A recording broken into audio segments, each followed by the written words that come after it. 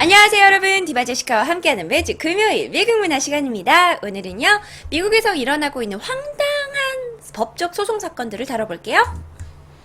그건 미국 가서 성공하는 법인가요? 아니, 쉽게 철창 갈 수 있는 방법이에요. 나는 100억 버나요? 라고 물어본 거지. 100억 내 제목이 뭐야? 100억 벌기? 하고 물음표였다. 100억 꼭 번다는 건 아니다. 수업은 언제 끝나요? 한 1시 전에 끝나요?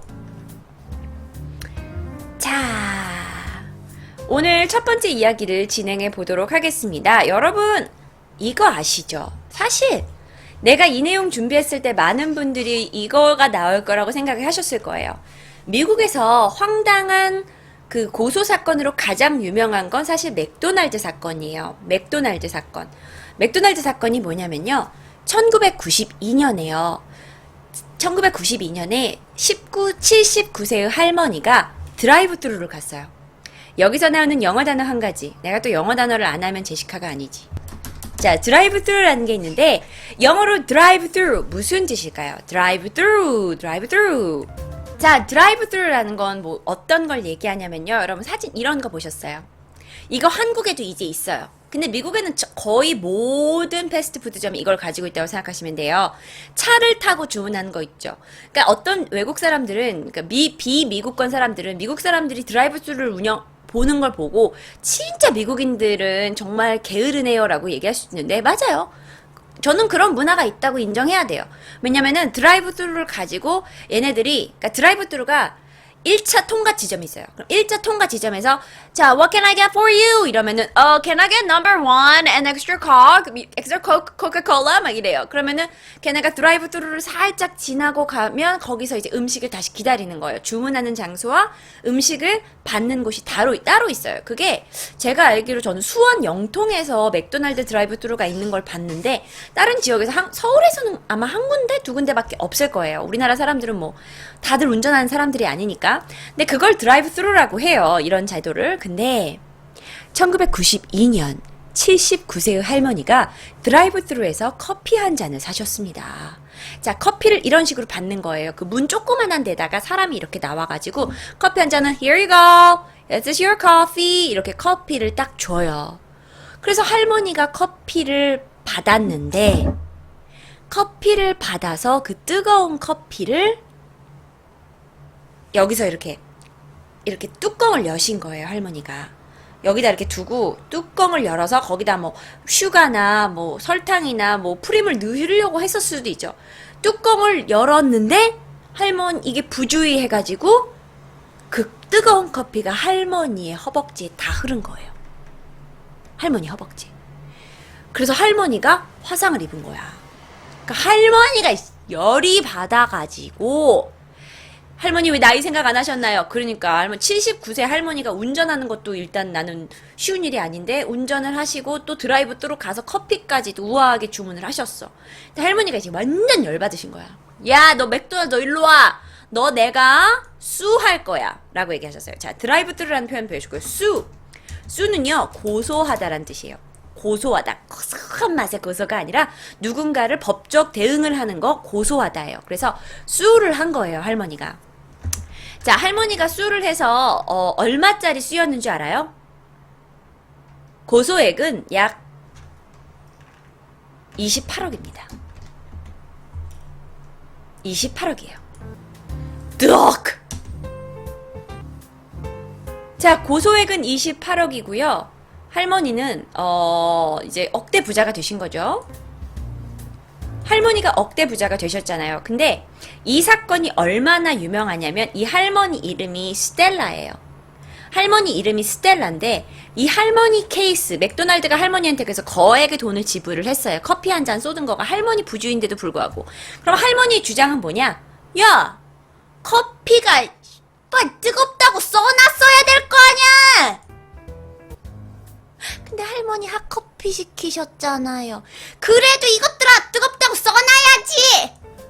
그래서 할머니가 수를 하셔가지고 승소를 하셨어요. 이기셨어요. 근데 그게 이제 미국에 너무나 유명한 케이스가 돼버린 나머지 너무나 유명한 케이스가 이거 왜 자꾸 뜨냐? 돼버린 나머지 이렇게 스텔라 어워즈. 스텔라 어워즈가 뭐냐면 할머니 이름이 스텔라예요. 어워즈. 그만큼 보상을 받았다는 거죠. 그래서 스텔라 어워즈라는 어떤 책이 생길 정도예요. 그래서 변호사들이 이 스텔라 어워즈 케이스를 따로 연구를 할 정도예요. 자, 그래서 이게 미국에서 가장 유명한 어떤 황당 소송 사건이에요. 그런데 실제로 제가 한 가지 말씀드릴게요. 미국에서는요, 소송 케이스가 굉장히 많아요.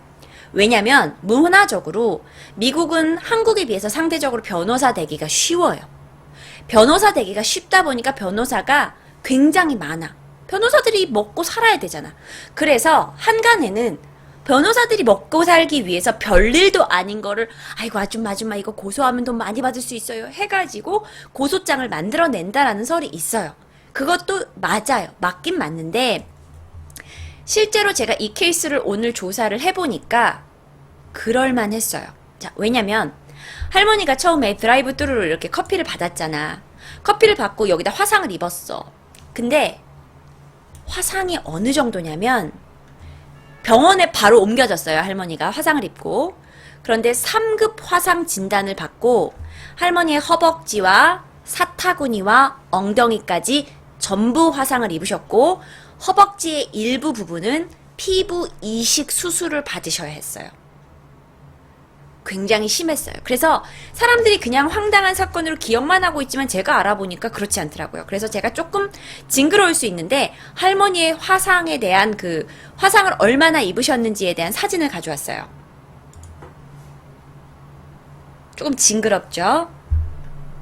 할머니가 79세 할머니가 이 정도 화상을 입고 고소했다면 전 이건 당연한 결과라고 생각이 들어요. 당연해요. 안 그래요? 소송감 맞죠? 이거 소송감 맞아요. 근데 어찌 생각하면은 사람들이 어찌 생각하기에는 야 그냥 커피만 좀 쏘봐서 그 할머니 부주의 아니냐. 근데 여기서 더 열받는 게 할머니가 원래 처음에는 야 내가 이렇게 다쳤다. 나 늙었고 이렇게 다쳤는데 나한테 2천만 원만 보상해라. 2천만 원 보상해. 그럼 내가 이걸 잊겠다 했는데 맥도날드가 싫다. 우리는 보상하지 않겠다. 커피를 쏟은 건 너의 잘못이다 해서 2천만 원을 보상하지 않아서 할머니가 화가 나신 거예요. 그래서 할머니가 변호인단을 꾸려가지고 소송에 들어갔는데 28억을 이기셨죠. 근데 생각해보면요. 이거 병원비 엄청 들었을 거예요. 피부 이식 수술 받는 거 쉬운 일 아니잖아요. 분명 엄청나게 돈이 많이 들었을 건데 차라리 처음부터 할머니 말을 그냥 들어주지. 그래서 여기서 처음에 이제 그 어떤 소송이 일어나고 있는 상황에서 어떤 것들이 이제 나왔냐. 이게 할머니예요. 그 할머니예요. 어떤 이야기들이 나왔냐. 보통 여러분 집에서 끓이는 커피가 몇 도인 줄 아세요?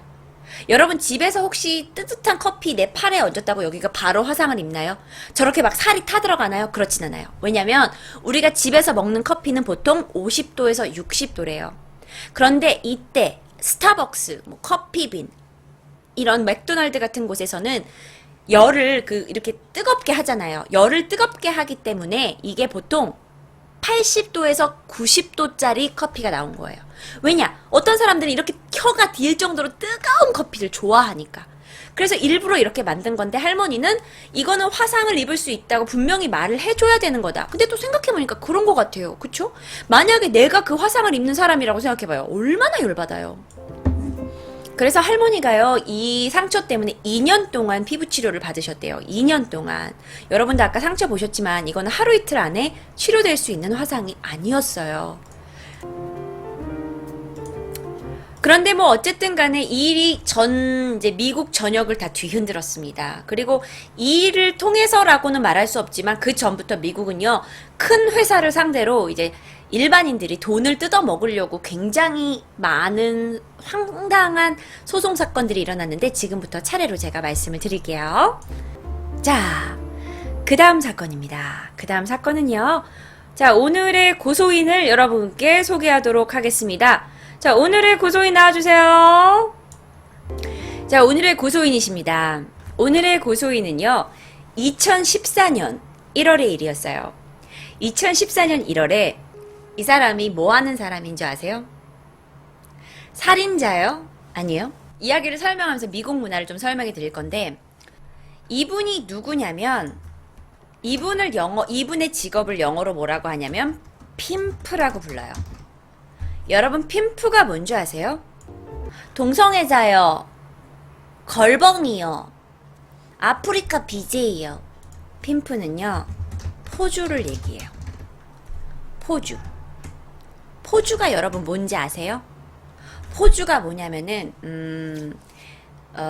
성적 놀이개로 쓰이는, 이거 설명을 어떻게 하지? 그러니까, 몸을 파는 여자분들 있죠.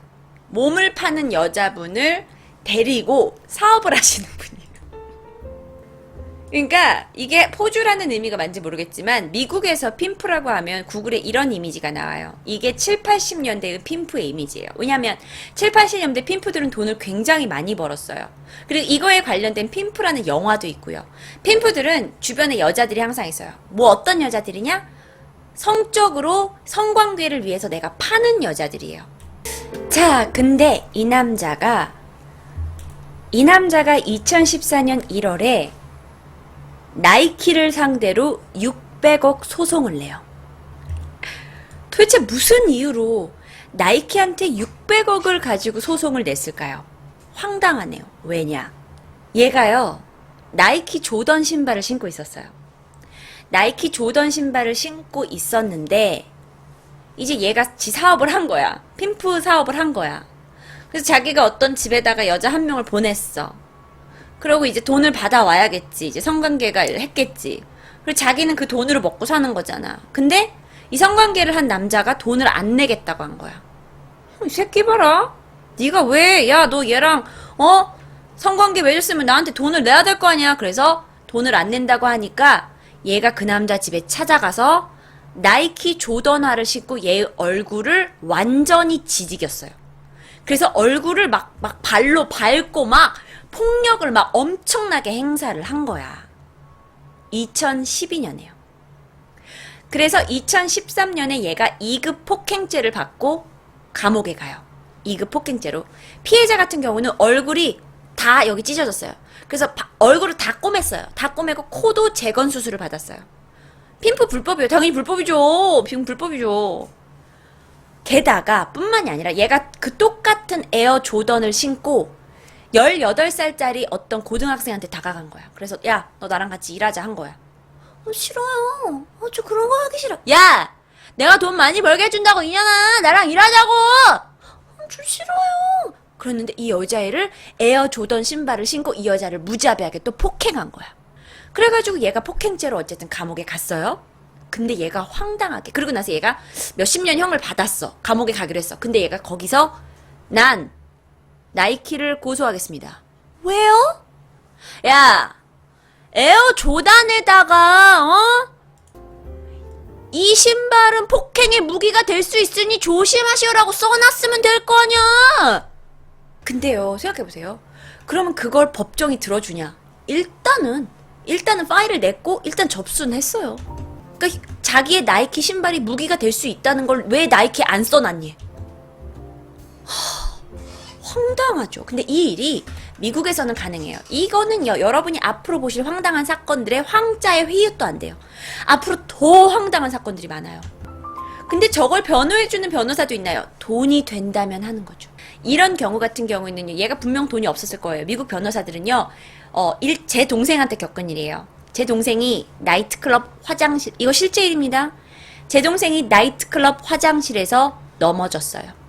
그런데 물기가 있었어요. 물론 제 동생도 13cm짜리 힐을 신고 있었어요. 이 정신없는 년이 13cm짜리 힐을 신고 있었네? 근데 얘가 물이 있는 데서 넘어졌어요. 그리고 걔가, 제 동생이 다리가 분질러진 건 완전히 분질러진 건 아닌데, fracture, 골절이 됐어요. 아니야, 분질러졌어요. 수술을 따로 했으니까. 분질러졌어요. 금간 정도가 아니라 수술을 해가지고 옆에 싱을 박았어야 했어요. 근데 수술이 당장 이뤄지는 수술은 필요는 없고 한 저희가 3일 후에 다시 수술을 받았어요. 적당한 병원을 찾아가지고 저희가 다행히 그때 보험이 있어가지고.